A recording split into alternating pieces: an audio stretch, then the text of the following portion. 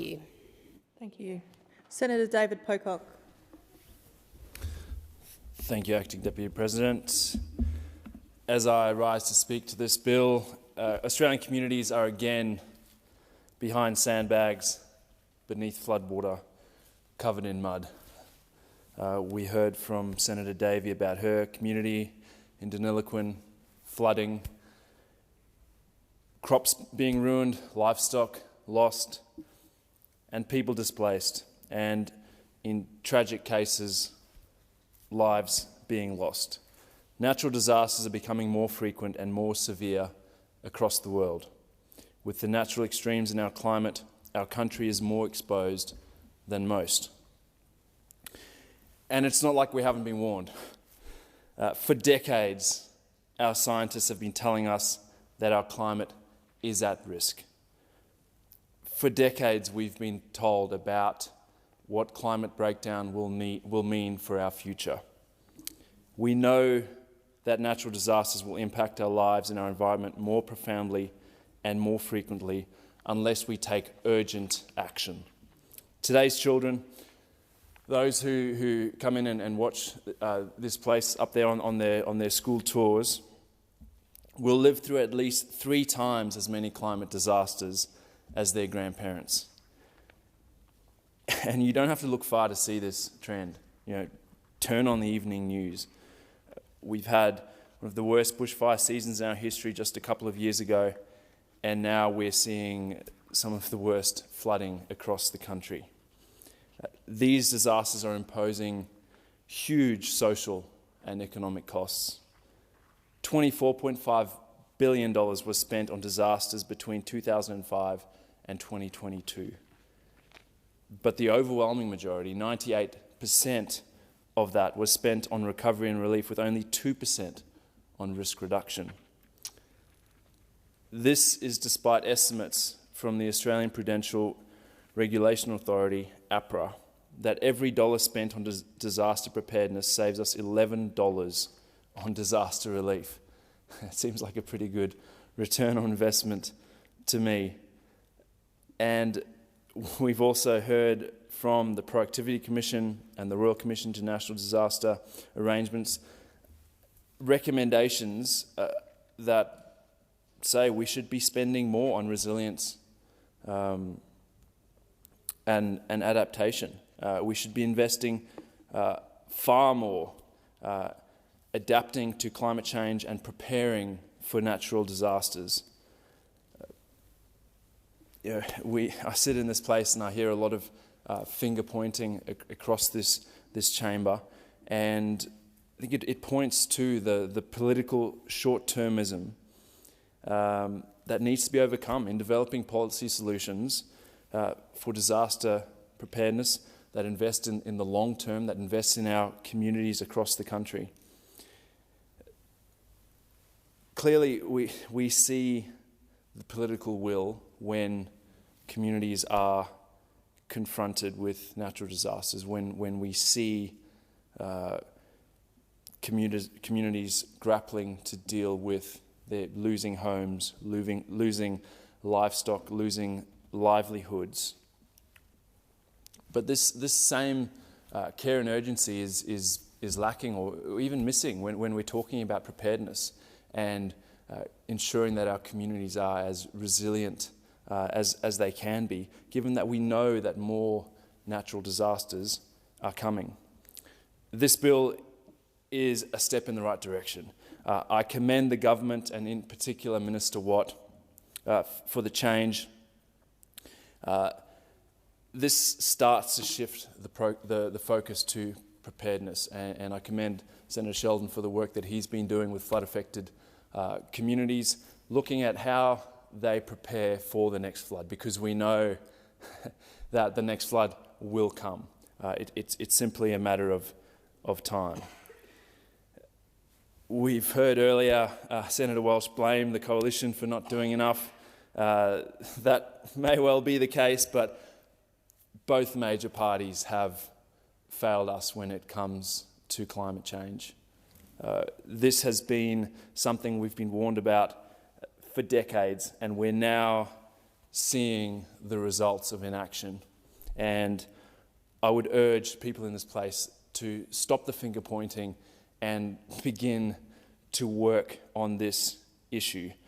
$200 million is a great start to begin to prepare communities. But when you compare that to the $3.5 billion that APRA estimates we need to be spending annually to effectively reduce the impact of natural disasters, we've got a long way to go. And I understand the argument that we are in a tight financial situation. We do have a big debt, and clearly the government is trying to rein in spending. But at the same time, we're happy to give the fossil fuel subsidies $10 billion plus, and then we see more investment in the Middle Arm petrochemical hub, $1.9 billion. It's, I guess, our efforts to mitigate and adapt really pale when we look at how much we're spending on perpetuating the very problem that we're trying to solve. And the other Senator Pocock has rightly pointed out that our future fund is invested in industries that are causing the very problem that this part of the future fund is aimed at helping communities address. So we've clearly seen an underinvestment in disaster preparedness, and I think the flooding in central West New South Wales over the past fortnight is the most recent example. My office has heard from a number of those affected, including Sue. Sue owns the chemist in Molong, which was underwater and suffered extensive damage. She recounts the terror of a rapidly rising river in the middle of the night and the windows shattering as water came into her shop. But there's not a word of complaint or self-pity. She describes the strength of the community and the army of cleaners who pitched in to clean her shop and make sure that vulnerable people can still receive the medication they desperately need. There are hundreds of people like Sue across this great country.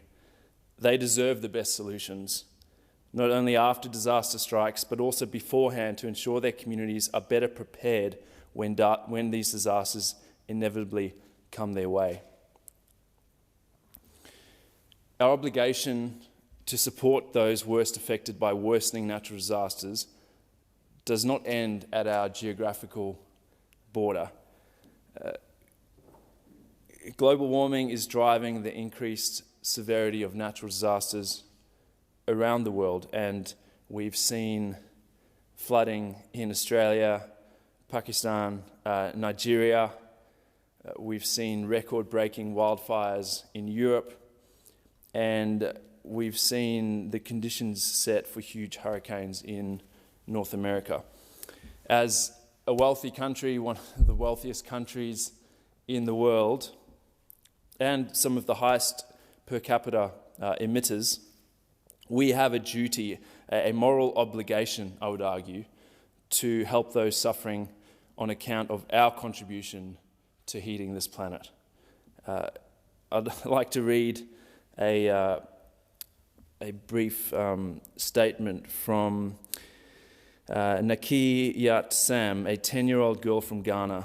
She told COP27 delegates last week about flooding where she lives in the capital city of Accra. Cars were underwater, people were paddling canoes where there had been streets, thousands fled their homes. It was very scary for us. If it is going to get much worse, we fear how much our future is on the line. Decide now, if you are rich and powerful, to provide funds to help the ones who suffer the most the costs of climate disaster not caused by us. And having lived and been involved in community development projects in Zimbabwe, in incredibly poor rural communities, that sentiment is shared. This is a problem that has not been caused by billions of people who share this planet with us, but it is all of our problem to bear, and I would argue that Australia needs to step up and show more global leadership on this. Clearly, this fund is not dealing with that, but I think this is all connected when we're talking about disaster preparedness and response. The good news is that we have so many of the world's leading scientists and experts in all of these fields to help us deal with this, to help us better both mitigate emissions but prepare for the natural disasters that are coming our way. The ACT in particular has a lot to contribute in the disaster resilience field. Last week I visited the CSIRO's National Bushfire Behaviour Research Laboratory just across the Molonglo River at the base of Black Mountain, and talked to scientists there who are working to better understand bushfire dynamics and running a whole range of experiments that they can't run in the field to better understand the likely movements of bushfires and inform firefighter crews and emergency personnel on both how to extinguish fires, but also then how to prepare surrounding communities. The CSIRO are also doing work with the ANU's Institute for Climate, Energy and Disaster Solutions on developing tech-based interventions targeting bushfires. They're doing some incredibly exciting stuff, like using drones to identify fires ignited by lightning strikes or from another source, and then using disposable GPS-guided water gliders to control remote bush ignitions. And it's our responsibility as a nation to invest in this science, to back these scientists with ideas that are going to help us deal with the kind of future we are living in and are going to continue to be faced with. Another amazing person at the CSIRO is Dr. Deborah O'Connell. She is building on the work of the great Dr. Brian Walker and his amazing work in the field of resilience thinking and then also practice. He has been working on helping to further our understanding of how to deal with complex adaptive systems and how to best be able to know when to intervene, how we can deal with them.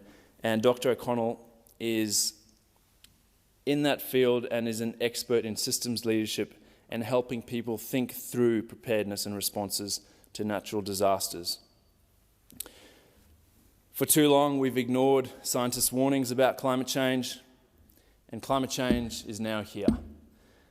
It's crucial we listen to scientists now, both in terms of reducing our emissions as fast as we can. As a developed country, we have more of a moral obligation to do that fast. During the committee inquiry into this bill and into the Emergency Management Fund in 2019, concerns about transparency were raised. The bill is unclear on whether there will be publicly available information about how funding has been allocated or whether funding has been allocated at all. I welcome the government's commitment to set out guidelines on how projects will be funded. I will move amendments that promote greater transparency and address the risk that grants under the Disaster Relief Fund will be used for politics rather than for people. Again, I'd like to highlight the work of Senator Barbara Pocock, raising concerns about the way that the Future Fund is invested. I would urge the government to consider this. It is, to me, it does not align with the objectives of the Future Fund. And I welcome the government's decision to give greater focus to resilience in Australia. I call on the government to continue to invest more so we can better adapt to our changing climate, to invest in the clean industries of the future, not the emissions-intensive, polluting industries of the past. There is a lot more to do in this country and a lot more to do internationally This is a massive challenge, but what an incredible opportunity for us in this place